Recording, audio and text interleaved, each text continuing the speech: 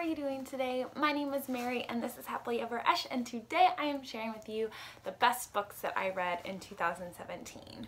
This is a very exciting video. This was one of the first videos that I posted when I started my channel in January last year. Yeah, 2017 was last year.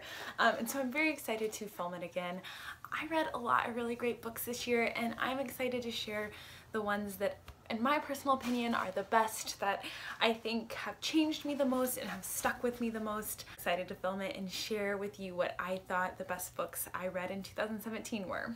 So I have 6 fiction books and then 3 nonfiction books. So let's just jump on in with the nonfiction, and the first being The Stranger in the Woods, The Extraordinary Tale of the Last True Hermit, and this is by Michael Finkel. This was a really interesting mix of true crime survival story as well as like philosophy on solitude and quiet and just being with yourself. It was an extremely slim novel. I listened to it on audiobook and it was just a few hours, but it was absolutely captivating. I zoomed through it. I was so compelled by Christopher Knight's story, how he managed to survive and why he chose to live the life he did. But I also loved Michael Finkel's just examination of Christopher as a human. He really like paints no heroes with Christopher, but I still was just so encaptured by like what he managed to do. And I also just loved Michael's thoughts on solitude and just what it means to be alone with ourselves and to just seek solitude out, and just the way he shows how Christopher Knight did that was super interesting. I think that if you like just nature and being in nature, if you are someone who tends to be a little more introverted and likes to seek out solitude, or just if you're interested in how a man managed to survive in the wilderness in Maine for like 27 years, you should definitely pick this up. I want to own a copy for myself, but they changed the paperback so it's not the pretty green copy that I read, or at least was the picture on my audiobook, which I'm kind of bummed about. But this one will be finding a way to my shelves because I absolutely loved it and I for sure plan on reading it again. My next nonfiction favorite from 2017 was one that I have recently listened to, and that's Evicted: Poverty and Profit in the American City, and this is by Matthew Desmond. I absolutely was blown away by Matthew Desmond's research and just his case work and field work that he did to create Evicted. Matthew Desmond dives into the very poor parts of Milwaukee. Milwaukee is a very segregated city. Matthew lives both in a very poor trailer park for a few months as well as in a very impoverished part of the city in Milwaukee. And I was just amazed at the humanity and the stories he managed to capture, but also the research that he did. Matthew Desmond made his own study and really looked into what the data said about poverty in America, and I was just blown away at the narrative that he was able to create. I was also blown away by his compassion and just how much he definitely changed my mind about what home is and how important home is, and just the huge issues we have, and just the huge housing crisis we have that's affecting poor citizens in America. It was wonderful, and I highly recommend it if you're interested in poverty dynamics in America, if you're interested in how home affects who we are and how it really changes our lives. Yeah, I would definitely read this book. It was so amazing. And then last but certainly not least, can you guess? Being Mortal: Medicine and What Matters in the End by Dr. Atul Gawande. If any of you know or have watched probably even one of my videos, you will know that I absolutely loved this book. Dr. Gawande challenged the way I thought about death, the way I thought about dying, the way I thought about medicine and what it's meant to do, about aging, just so many things. He completely changed my perspective. It was just amazing. He writes beautifully and compelling he really takes a wide scope and looks at all different sorts of medical practices, especially in relation to death and dying. So he looks at nursing homes, he looks at hospice care, he looks at terminally ill patients and what medical treatment is doing or not doing for them. He looks at doctors and nurses. He looks at policy. He really just kind of does it all. But I felt like I got a very full picture, and I didn't feel like I was jilted or shorted in any way. He not only looks into the medical and like science aspect, but also just the humanity of death and dying, and really just compels you to think of it as a human experience that every single person who has lived has had and will have.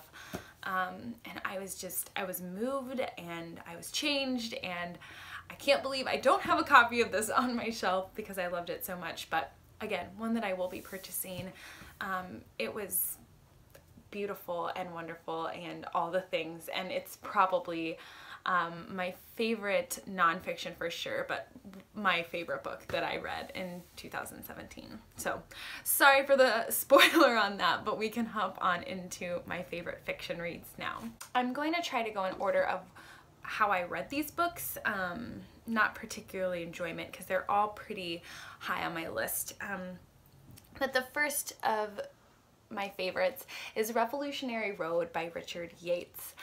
When I first read this, I definitely really enjoyed it and was really moved by it, and it made me think a lot. But I think the longer that I've sat with this book, the more I've realized just the genius of it and just how great Yates' writing is and how he just really brings characters to life. I feel like the characters in the story were real people, and it's definitely not a pleasant or uplifting story. It's pretty dark, but yet I was still just made to feel like this world was so real and authentic, and the characters that Yates created were just, they were people, and they felt like they were flesh and blood. And yeah, I was very impressed with Yates. But this story follows April and Frank Wheeler, a married couple who have 2 children and are kind of living the typical suburban American life, and they're very unsatisfied. And this is just kind of looking at the American dream and like opportunity and kind of unmet expectations. And I just loved how the whole time Yates kind of plays with this idea of the personas we create and we share with the world, and our true selves. And he does that kind of through April, and she's an actress, and this portrayal of self on stage, and then also looking at Frank's life and his portrayal of like the man at work and then the home man, and then his portrayal with April when they were first starting dating, and his portrayal now. And yeah, I was amazed, and I still think about this a lot. And while the characters aren't likable, they're definitely relatable in a lot of ways. So I'm excited to read more Richard Yates. I definitely understand why he gets a lot of praise, and yeah, I'm really, really happy that I finally read this book. Next favorite for me is another one that I didn't rate the highest, but one that has really stuck with me, and that's Station 11 by Emily St. John Mandel. This is a very, very hyped up book on YouTube, and for a good reason. It's a beautiful masterpiece. It's a dystopian, but it's also very quiet and subtle. I love the way that Emily St. John Mandel plays with how she tells the story and the way that she jumps perspectives and timelines. I love just the humanity in this book and the hope, even though this book is about very hopeless situations. I love the emphasis that she places on art and the importance of the things that we carry. She also kind of points out like how fleeting our world is. You know, everything's recorded on paper or through the internet, but really how fragile of systems those are, and really yeah, it was beautiful. It was so beautiful, and it's something that I do hope to reread. Highly recommend this. It gets a lot of hype for a reason, and I don't think you'll be disappointed. Another Booktube darling for very good reason that I also loved a lot is Homegoing by Ya Gassi. This book, you guys, it is told in this cat. It really is a collection of short stories, and we follow two sisters who live in Ghana in the 1700s. And one is sold into slavery and the other is married to a slave trader. And then in each chapter we follow one of the descendants from these two sisters. So a pretty ambitious undertaking in such a slim book. You feel so connected to each one of the characters in this novel, and each chapter is focusing on a different character in a different set of problems in a different time, but you feel so connected to every single one of them. And the genius in this book is the way that Ya Gassi shows just the long-stand effects of slavery and racism, and it's just absolutely amazing. It gets a lot of hype because it's beautifully written, it's beautifully told, and it really delves into a topic that is important and needs to be talked about. So if you haven't read this book, I would highly suggest that you do because it's wonderful. Another book that I read and loved in 2017 was The Boston Girl by Anita Diamant. I listened to this one on audiobook as well, and I absolutely love the narrator. Her voice absolutely added immensely to the story and really just brought Addie Baum alive to me. I loved Addie as a character. I love the hope in this book, and I love just the wisdom that I felt like Addie was sharing with me. This story is Addie Baum telling her life to her granddaughter who's recording it. Addie is a strong character, and she goes through a lot of really tough and heart-wrenching things in her life, but she always carries such a hopeful and beautiful spirit. Addie's family immigrated to the United States, and so you're getting her tale of kind of assimilation into New York and American society. You're getting to hear her perspective as a woman in this time period, which was very interesting, and I loved it. And Anita Diamant's writing is so wonderful and rich. I have another one of her books on my shelf called The Red Tent that I hope to get to in 2018, and I hope to continue to explore Anita's backlist because I was just blown away. I think this was definitely the biggest surprise of 2017 for me. I didn't expect it to love it as much as I did. There's a lot of beautiful friendship, a lot of beautiful family moments, and yeah, it was great. So highly recommend. Okay, we're getting there. Next, I have one that's probably not a surprise, and that is The Grapes of Wrath by John Steinbeck. This is a classic piece of American literature that's looking at the Great Depression, and in particular, the Great Dust Bowl that happened in the American Midwest, and the Great Migration of a lot of individuals to California. I think it's worth noting that this is a piece of fiction. It's not history or fact, but it is based on historical events. And there are, you know, definitely artistic liberties taken in this story. But I loved Steinbeck's comments on family, on oppression and greed. I also, his comments on fear and how fear drives us was also very interesting and eye-opening. Some of my favorite literary characters of this year make an appearance in this book, especially the mother in this family. She was just such a beautiful and strong character to me, and all of the characters in Steinbeck's books were very multifaceted. They're not black or white, but they're definitely gray characters, and I think, you know, we as people are gray, so I appreciated the just the multifaceted look at his characters. But this book is also told in a pretty interesting way because we have the family story, the Joad family. So we have their story, and alternating chapters, we have kind of this collective narrative of like what's going on as a whole, and then we kind of take our microscope and zoom in on the Joad family, and then again kind of zoom out and see the collective narrative that's happening. So while we are having personal connections to the Joad family and our hearts are tugging and just with them, we also get to see the collective and how huge of a problem this was, not for this one family, but just for those in poverty in general. And I thought that that storytelling was very genius and definitely moved me to tears multiple times. Some beautiful quotes in this book, and this made me fall in love with Steinbeck.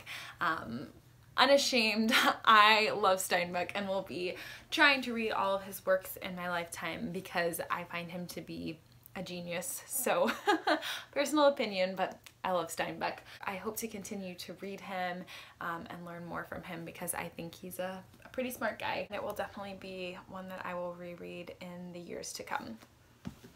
And last but certainly not least, another one that you probably could have guessed, and that is North and South by Elizabeth Gaskell. This is probably my favorite fiction novel that I read in 2017. Another author that I fell unashamedly in love with. North and South is a love story to both family and to romantic interest. It is a look at class, it's a look at industry and capitalism, and it's just a look at Margaret and her as a character and just her growth as a character.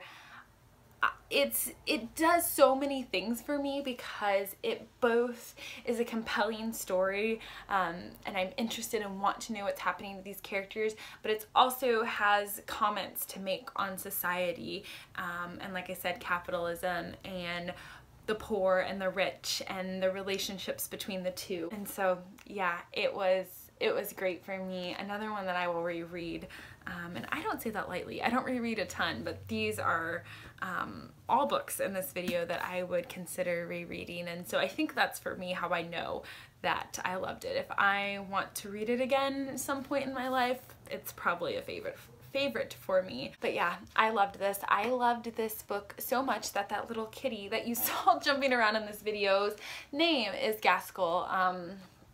That's how in love I am with this book. I've committed my cat's name to Miss Gaskell, so I would highly recommend. I was so excited to see so many people enjoying this novel in 2017 on Booktube, and yeah, another author that I will be exploring more of in 2018. So those are my favorite reads of 2017. What are yours? What did you love? What do you want to reread? Chat with me down below in the comments. I would love to know. I read so many good books in 2017 and I am so grateful for Booktube and just this space to get to sit down and talk to you about what I'm reading. With all those books, I have so many memories of chatting with you guys in the comments, and just this experience has been awesome, and I'm so looking forward to 2018 and all the beautiful reads to come. So I hope that you are having a great day. I hope that you had such a happy new year, and I will talk to you all soon. Bye.